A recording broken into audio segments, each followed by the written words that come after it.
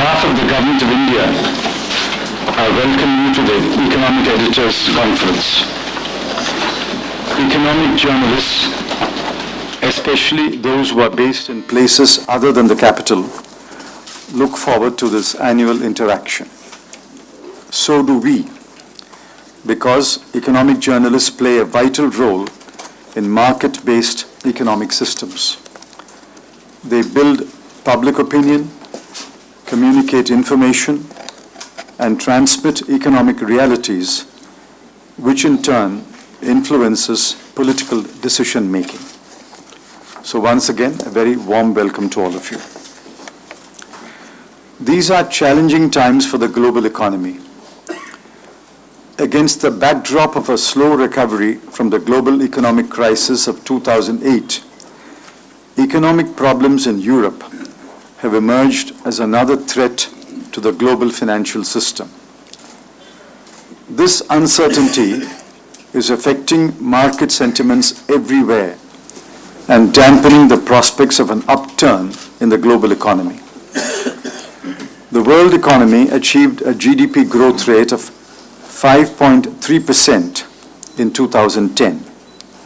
The rate of growth declined to 3.9% in 2011 and is expected to decline further to 3.5% in 2012. The rate of growth of advanced economies halved from 3.2% in 2010 to 1.6% in 2011 and is expected to decline further to 1.4% in 2012. As can be expected, the Indian economy has not been immune to these developments. It registered a growth of 6.5% during 2011-12 in terms of gross domestic product at factor cost at constant 2004-05 prices. And in the first quarter of 2012-13, the provisional estimate of growth is 5.5%. However, we would do well to remember that out of 8 years, it is only in 2 years, I repeat, out of 8 years, it is only in 2 years, that is 2008-9 and 2011-12, that the GDP grew at below 7%. It is indeed a matter of concern that the growth rate dipped in 2 years, but there is no cause for gloom or despondency. I may point out that even at a low growth rate of 6.5%, India was among a handful of countries that recorded significant growth in that year. The slowdown in growth is attributable mainly to the global economic situation, high commodity prices, inflation, and a decline in investment. Government responded to the declining trend in the growth rate by increasing public expenditure. In the absence of matching revenues, a rise in expenditure led to a rise in the fiscal deficit. Inflation also rose. The burden of containing inflation fell largely on the central bank. The Reserve Bank of India was obliged to follow a tight monetary policy. Overall inflation declined from 9.8% in August 2011 to about 7.55% in August 2012, but still remains unacceptably high. A tight money policy has dampened investment as well as growth, particularly in the industrial sector. I think all of us would do well to note the limitations of monetary policy action. It is government's firm belief that fiscal policy and monetary policy should work in tandem so that the common objectives of containing inflation and stimulating growth are achieved. Let me say a few words on inflation. It has been an issue of persistent concern over the past few years. We have seen some moderation in recent months. Inflation, measured in terms of WPI, has been remaining in the range of 7 to 7.6% in the recent months as a result of the measures taken by the government and the Reserve Bank of India. WPI inflation in August 2012 stood at 7.55%. However, with food inflation continuing to be high, we must take more steps in order to contain inflation. Growth comes from higher investment. We achieved a high investment rate of 38% in 2007-8, and in that year, the GDP grew at 9.3%. Hence, the foremost task before us is to promote savings, channelize the savings into investments, and achieve a rate of investment of 37 to 38% of GDP. At that level, given India's incremental capital output ratio, I am certain that growth will recover to 8% or more and perhaps touch 9%. While it would be premature and ambitious to talk of 9% growth, we should keep that rate of growth as our objective and progress towards achieving that objective. It is in this context that the 12th plan has projected an average growth rate of 8.2%, with growth in the terminal year projected at 9%. Long-standing structural reforms required to achieve high investment and high growth rates have been held back because of many reasons. Among them are the concern to protect the flagship programs that have been designed to benefit the poor, the need to forge a consensus on reforms, the practical necessity to garner support across the political spectrum to pass legislation, and the assertion of states' rights that sometimes turns into opposition to structural reforms. Nevertheless, we are now addressing difficult areas. I consider that it is my duty to place before the people the truth. India's economy is challenged. The state of the economy is reflected by universally accepted indicators such as the fiscal deficit, the revenue deficit, and the current account deficit. Let me tell you the plain truth. Without reforms, the risk of a sharp and continuing slowdown of the economy will be present, and we cannot afford that risk given the imperative need to generate jobs and incomes for a large population, most of whom are young. For example, take FDI in retail. What is the controversy about? The first comprehensive cabinet paper on FDI in retail was prepared by the NDA government in 2002.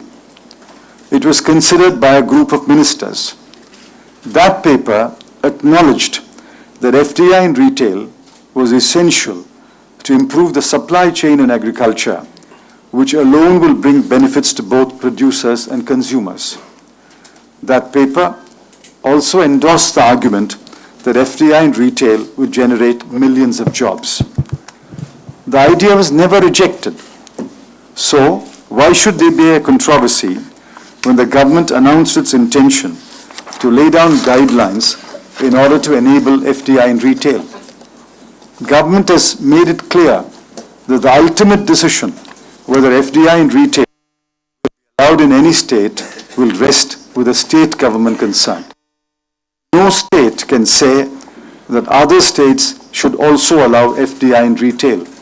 Similarly, no state can say that other states should not allow FDI in retail. The controversy over FDI in retail is, in my view, unnecessary and unjustified. There should also be no controversy over reforms in the coal, mining, power, petroleum and natural gas, and infrastructure sectors, including roads, railway, and shipping. It is these sectors that are the drivers of growth. It is these sectors that will create millions of jobs. It is these sectors that will produce the goods and services that will benefit the people of India. Every government is entitled to lay down policies. Opposition to policies is legitimate. Obstructionism is not. The government of the day must be allowed to lay down policies, pass legislation wherever necessary, and get on with the job of implementing those policies. Whether the policies are right or wrong, and whether the policies have brought benefit to the people, are matters in which the people alone can pass a judgment. Under our system, there is a judgment day for every government at the end of 5 years. Many steps have been taken in the last few weeks to get rid of the sense of stagnation and to get on with the task of restoring high growth. I have spoken on a few occasions on the measures taken by the government, and hence I shall not repeat the arguments today. However, if you have any questions or doubts on the steps taken by the government in recent weeks, I shall be happy to answer them. Let me list a few issues and explain them briefly so that our interaction today will be meaningful. Firstly, the imperative need of fiscal consolidation. No one will have confidence in the Indian economy if there is uncertainty about the fiscal stability of the country. The recommendations of the Kelkar Committee must be understood in that context. The Kelkar Committee, I believe, has presented the worst-case scenario. It is our duty to avoid the worst case and do everything possible to contain the deficits. After carefully examining the feedback on the Kelkar Committee's report, it is our intention to announce a credible and feasible path of fiscal correction beginning this year and ending with the 5th year of the 12th plan. Secondly, the need to contain inflation. A depreciating rupee will worsen inflation. We have no option but to import a number of goods and in some cases services. These include crude oil and petroleum products, fertilizers, coal, organic chemicals, transport equipment, machinery, iron and steel, edible oils, and project goods. In 2011-12, the value of the top 20 essential and unavoidable imports was US dollars 438 billion. The value of the rupee is an important factor that affects the value and therefore the cost of imports. A depreciating rupee will also impact trade and investments, hence the need to stabilize the exchange rate. I believe that we have met with moderate success. The rupee had touched a low of rupees 57.22 to $1 US on June 27, 2012. On July 31, 2012, the exchange rate was rupees 55.80. A short while ago, this morning, the exchange rate was rupees 52.13. Thirdly, given our deficits and the depreciation of the rupee, the crucial role of foreign investment is self-evident. Hence the measures to promote capital inflows. In the hierarchy of inflows, remittances by Indians overseas and foreign direct investment are preferable to debt-creating inflows. Just as we encourage Indian investors to invest abroad, acquire businesses and assets in other countries, and explore new opportunities and markets, we must not fear foreign investments in India. We have the sovereign right to decide where and how foreign investments would be allowed into India. Each decision to allow foreign investment should therefore be tested not on the basis of some undefined ideology or theory, but on a clear-headed assessment of the advantages that will accrue to India. I have no doubt in my mind that recent decisions to allow FDI in retail, aviation, and FM radio broadcasting are decisions that will benefit the economy and the country. Fourthly, the decision in principle to transfer subsidies directly to the beneficiaries in cash is a bold decision that has manifold advantages. For example, if wages under Mahatma Gandhi Narega and scholarships to students are transferred to the bank accounts of the beneficiaries using the Aadhaar, there will be no case of duplication or falsification, nor will there be any leakage to or rent-seeking by intermediaries. It is our intention to take measured steps in this direction so that subsidies are transferred to the beneficiaries directly, quickly, and efficiently. I also visualize huge savings in the subsidies bill. I could explain the government's point of view on some other issues and some other decisions that were taken recently, but having regard to the paucity of time, I shall leave those for the interactive session. Friends, let me conclude by asking for your understanding and support. I had underlined your vital role in communicating to the people. I believe that the India growth story is sound and the reform momentum will remain strong and unabated. We should shed self-doubt. We should banish irrational fears. We should embrace the future with confidence.